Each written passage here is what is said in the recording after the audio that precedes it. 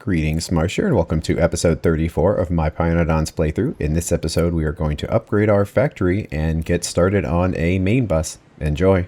And this happens a lot in Pi. You reach a point to where you kind of have to rebuild your factory, at least to an extent, but you want to avoid rebuilding the entire thing because that can just be an intimidating amount of work. But we are at the point to where this mini bus is basically at the extent of what it can do, that we're going to need to make more and more complicated things, and it's just not practical to get it out of this. And now that we have access to automated assemblers, we can make builds that look something similar to this, and it's just going to be more expandable in the future, because the longer we commit to our burner assemblers in our minibus, the more stuff we're going to have to move later. And honestly, since so many resources are already here to make our intermetallics, we could just make our minibus somewhere around here. I don't want to go over too many of these resources, but also I don't want to be too far away because we're going to have to walk there to get items. So if it's like way out here, that's just a long walk. We'll deal with that later, because one thing we need to consider is the output of resources that we have and what would we need. And the first step to a minibus is, of course, we need to make the small parts. And out of curiosity, how many times does this machine run? 146,000 times. So we've made about 300,000 small parts out of it. But let's start with that. And I don't necessarily want to show the entire process of building the main bus because we've kind of already done the same thing here. It's just going to be with different technology. I will show at least the small parts element of this because then that would give you an idea of how to do it. So now we're probably going to be limited based on the assemblers as opposed to the items. Because if we have two assemblers here and like power poles like that, we could get 12 of them in there. But I believe we need to have 13 to fully max out a belt, and we do. So that means one side of an automated factory can take an entire belt of items, and that applies to all four sides. So we essentially could get 4 belts of items either in or out of one of these, and that is why we are changing from the burner assemblers to the electric ones, because they're just so much bigger and have much higher throughputs. So knowing that, what kind of numbers do we want for our new small parts build? Well, bumping it up to 15 does require more than one factory. So if we drop it down to 10, we have exactly one factory and exactly one belt of copper and one of bolts. And the copper would actually require 4 factories to do, but that could come along one side of the machine. And the bolts would need to have 2 machines, but they could also come through the other side of the machine. So they would actually be delivered by belts. And we have the iron gear wheels, but it's also important to note that this is going to require more than 1 belt's worth of iron plates. Is that okay? You know what? It probably is. This does need to grow with us, so this is a pretty aggressive amount, and I think we will have enough inserters on all of the sides of the machines in order to make this work. So our factory can produce 15 iron plates a second, but we actually could bump it up to, I believe, 27, because we're only using part of the processed iron, so we can build a whole second one of these to basically get 30 plates a second. And our factory, I think, is making 6 copper plates, and the circuit build was based around 7.5, and I think copper is the last thing that circuits needs in order to run at full speed. So basically we need more copper, half of it for the bus and half of it for circuits. And we are not going to have access to a better processing technology for a while, so we're going to need to upgrade copper. And this was done with early technologies before we had splitters, so we could do this in a better way, and it was also built around the terrain when we should probably just expand it over here. But yeah, I think we're going to have to brute force copper because it's just going to take too long to wait for the next processing upgrade. Also, another thing we're going to want, man, it's loud in there, the steel build. Because if we look at our production statistics here over the past 50 hours, that it has been turning on and off on occasion here, but you can see that something happened right around 26 hours ago, and it's been running pretty much nonstop. And in fact, it has been running nonstop for the past 16 hours. So clearly steel is too small now because it's just always going. Also, a side benefit if we rebuild it is the ability to use limestone. And I'm not sure if chromium is going to use up all of our byproduct limestone. We really need to make a steel build that allows limestone to be inserted on a belt rather than direct inserted like this. So we need to do some upgrades. All right, well, we've got a couple of builds we need to upgrade here. And I guess we will start with the iron and steel. Their recipe is unchanged, although we are going to need basically double this. Despite all of this, it's still only going to be 1.5 steel plates, but that does mean we're going to need half a belt of coke because we're doubling iron plates up to 27. It means we're also going to need a solid belt just for that. Let's do steel first. It will be nice to get rid of this giant belt. Uh-oh, running out of resources. But it would be nice to get rid of this giant belt delivering this iron all the way down here. And what kind of build would we want here? Well, looking at the resources, it's actually pretty clean here, where we're going to have 2 input belts of iron and then 1 input belt of coke/limestone. We don't have fast inserters yet, but one good design to do is to keep the high throughput items on the near side belt and the low throughput items on the far side. So since we need a ton of iron, that should be the thing that is close. And we'll need 2 inserters and then a single long-handed one to grab from the other belt. 12, 16, 20, and I guess we'll just do 24. Another satisfying belt to remove, because moving raw ore so far away from where it's mined is just kind of bad practice, so I'm glad we are done with it now. I do enjoy in Pi how the factory is constantly morphing, and you really see that with belts, that all of the belt work is constantly in flux. Like that. I trust that it works. I don't entirely remember why it's there, but there must have been a reason.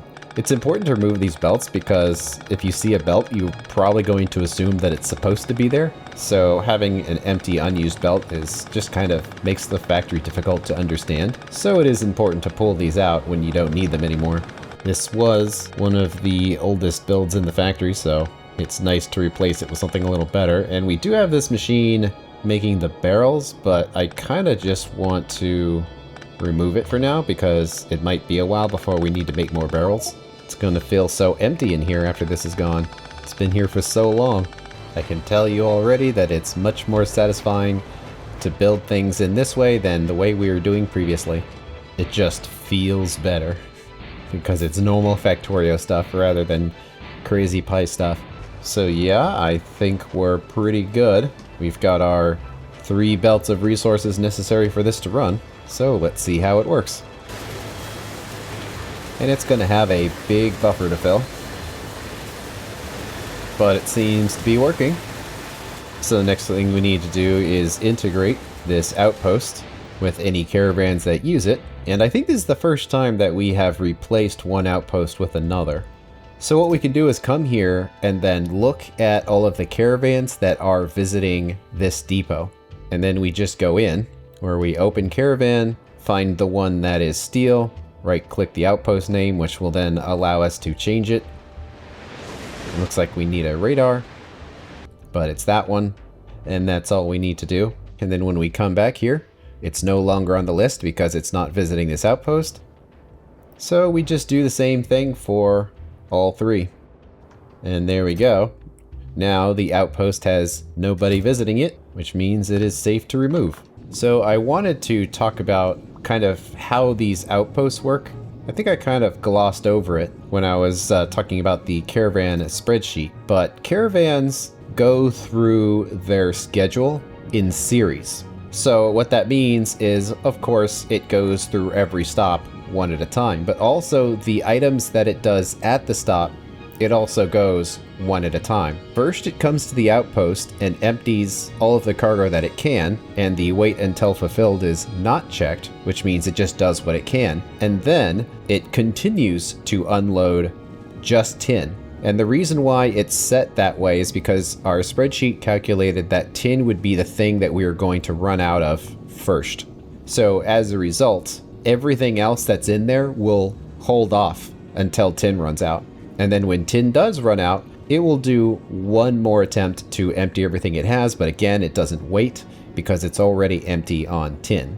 because things are done in series, you can't just have until lamps are empty, until biomass is empty, until tin is empty, because it'll only unload one at a time. And if you don't have the check mark here, it just skips it and goes to the next one. So the way that we can kind of make it work is by having these two empty cargo conditions on the front and the back. And then the thing that actually causes it to sit there and wait is one of the resources. And of course, for it to work, it needs to be the resource that it runs out of first. And that is how that works. But if you find that your caravan got stuck because the numbers weren't exactly right, you can just force it to continue. And now he will do his run again. Everything will be resynchronized by doing all these stops, and then he'll come back. As long as you're not doing that all of the time, it should be fine. And at least in the case of fish there, I've never actually had to do that. I just did that to kind of show how it worked. Looks like we have a blank belt here of coke, so we can pull that out. But this whole area looks very naked now that build wasn't there, because that was one of our very oldest builds in the factory. And in fact, I think our oldest build is actually this minibus here, so it is going to be replaced soon. But another thing that we wanted to do was upgrade our iron. And looking at the numbers here, nothing about this is particularly crazy. We will have our full belt of coke for it, although we will need to have almost a full belt of borax. And since that belt of borax is being shared with aluminum, that means we do need to expand it. And that is something that we have had the ability to do, because this mine can actually put out 2 belts. So let's just copy this, and we do have the better power poles, but they're not really necessary for this. So since nothing would actually change, we can just repeat the build. And there is some uranium there. It's going to be a long time before we actually need it. So I'm not too concerned with us going over the patch a tiny bit. And actually, because we don't have enough of the small power poles in our inventory, I guess I will just replace these with the bigger ones. So in goes the water, and in goes the borax. And since it's a copy of what we've done, it should still work. And there we go, a full second belt of borax. And yeah, we basically need to do another one of these. If we extend it to the side, would that be okay? Or would we want it like down here? Or even over here. Actually, here might make more sense, just because what else would go there? So it would be kind of like that. In goes the rest of the iron. And one cool thing about the long-handed inserters is they just allow belts to be a little straighter. And there's our whole second belt of iron plates.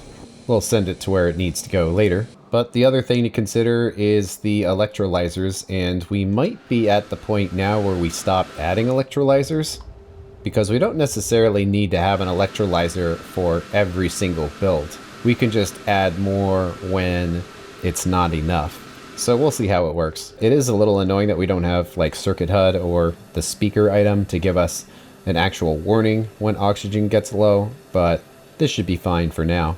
Okay, the other thing we needed was more copper. We'll just crank this up to 15, then this is what we'll need. And since we're rebuilding it, even though we don't have a technology upgrade, let's just put the advanced foundries in here. And copper is one of the ores that is processed quickly, so compared to the number of plates, we won't need to have that many furnaces. It is going to be pretty big though. 5 input belts of copper to make this work. And will we even be able to do that? Oh yeah, we've got the room. We are actually basically using all of our copper right now, so this is a welcome upgrade for the factory. And there's no point in even copying that. And like before, we will have the high throughput item on the outside 2 belts, which is closest to the machines. So we will be ready for fast inserters later. And it's interesting to look at all these machines, that this is the new build and this is the old one. And it's funny that the new build really isn't that much bigger than the old one is, but it's got like 3 times as many machines in it just because they're more densely placed and we have better logistics. But there's still spaces between all these machines, so it's not even like this is a particularly dense setup. It's just our logistics are better now. I'm still kind of in awe with how much better our builds have gotten, at least just visually, since we got the long-handed inserters and medium power poles. It's actually kind of crazy. And that's kind of why I was waiting on doing expansions like this until we had those technologies. Because why bother committing to something that's old and kind of ugly when we can just wait a little bit? And even though we're still with the old recipe, at least it looks way better. And I think appearance is actually kind of important in Factorio. Even though it has no bearing on how functional it is, I do think it's important to take pride in what you build. And a big part of that is just, what does it look like? Because we have 6 belts on our builds, but only need 5, we probably want to have a 5 to 6 balancer. And there we go. I think this monstrosity here is what we're going to need. And the reason why we're doing this copper upgrade now, even though it's the old technology and it's not very good, is because we are quite a distance away from having a copper upgrade. So this is what we have, and I don't really want to suffer with low copper output for dozens of hours past this point. I would much rather just kind of brute force this and get our full belt of copper. Okay, let's see how this thing works. I don't know, seems fine. I'm not too critical when it comes to balancers I get on the internet. I will just assume that it works, as long as there aren't any issues. This isn't going to be 6 full belts of copper, it's going to be 5, but just to make the build look nice and square, we're doing 6 belts. Okay, in it goes. It's actually quite impressive. Seeing numbers on a plan is one thing, but then seeing all of this copper is another. But yeah, seems fine. The machines at the bottom won't always run, but everything else seems pretty good and pretty clean. And now we're going to have our exactly 3 belts of mixed items. Okay, let's see what we've got here. I mean, seems good. Not much to see. Okay. Everything will go through the balancer, down to our 3 belts. And now the last bit, we need 15 furnaces. And there we go. There's the 15. So hopefully all of this is balanced correctly. And we get our full 15. Certainly seems good so far. Copper is one of those process types that is not random. You get an exact amount every time you process something. But because of buffers and whatnot, it might not be a fully populated belt, but it should be pretty close. There's no slowdowns in any of the belts. These are all running at maximum speed.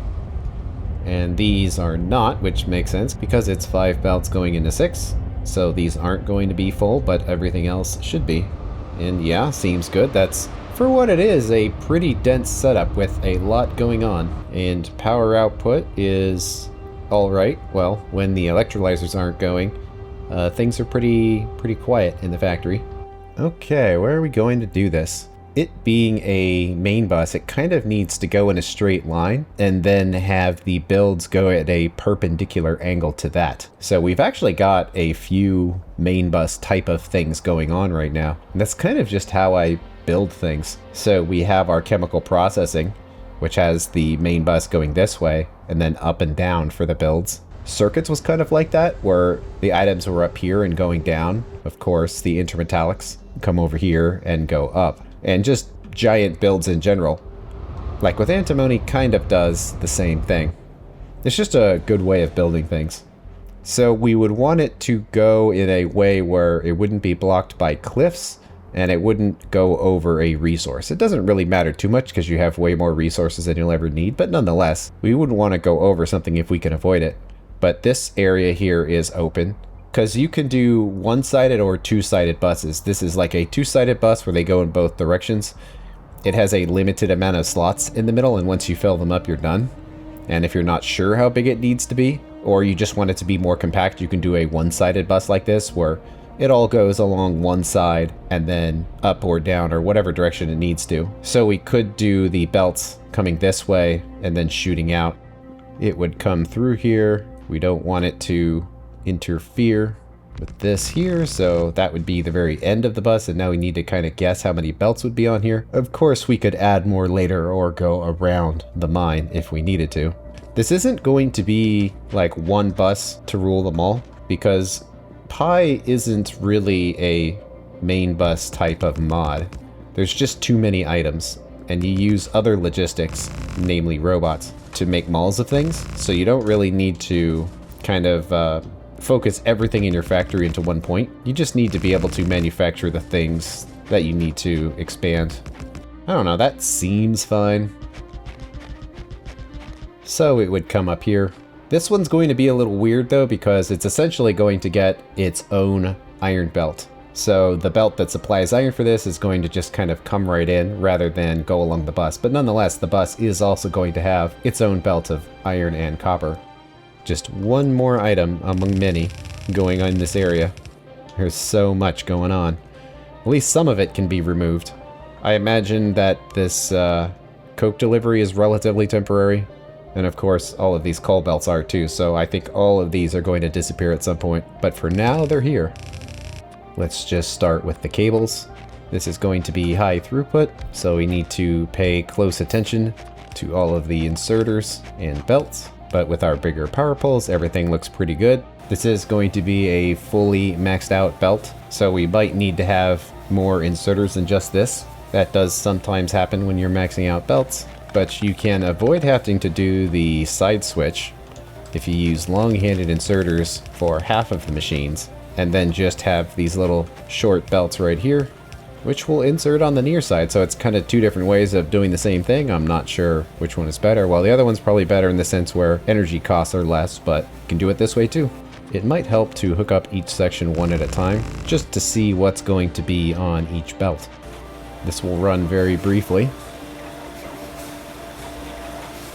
but that's how it works. And actually, now that I think about it, you could use long-handed inserters like this as a buffer. Since this belt is being maxed out, it might be better. It's getting more and more cursed by the second, but if we do that and then move these down, those little belts there will function as buffers and avoid hiccups. I don't know, it's kind of cursed and I kind of like it. Anyway, we've got our items. We do have to think of our final assembler and where everything will be. We're already going to have a belt on the bottom, which we are going to fully utilize because essentially one side of the machine can take in a full belt's worth of items because we need a total of 13 inserters, and we would essentially get that with this. So it's 2 belts just to get all the inserters in here, but technically it's just one, and that's taken up by our copper cable, so any other items can't come along that angle. How about let's do the gears, because then the gears could come up through this side of the machine. You do have to be careful with this. Most assembler builds aren't quite so maxed out as this, but because we need a ton of small parts for just everything, it is worth getting the absolute maximum output that we can out of this. So here's our gears. I think we already calculated before that gears don't actually go into anything, just the spare parts, so it's not like it's something we need to bus. I guess that's also something important to consider. With our main bus here, it's not going to be a main bus of finished items. It's essentially just going to be basic materials. But there's the gears, so gears are done. Cable's done. Now we need to do the sticks into the bolts, but we do actually have a 2-to-1 ratio for this, so it is a little easier. But looking at the numbers, we're essentially using 10 items a second from here, and now we can combine the 2 belts. This is probably going to be one of the longest builds on here, but I was just thinking to myself, it's mighty satisfying building things in this way with actual electric assemblers and long-handed inserters, and it just feels like it's supposed to. It's rather nice. This build was big on paper, but seeing it in effect, you really see it. And the bottom side of this goes unused, so all of these belts just continue.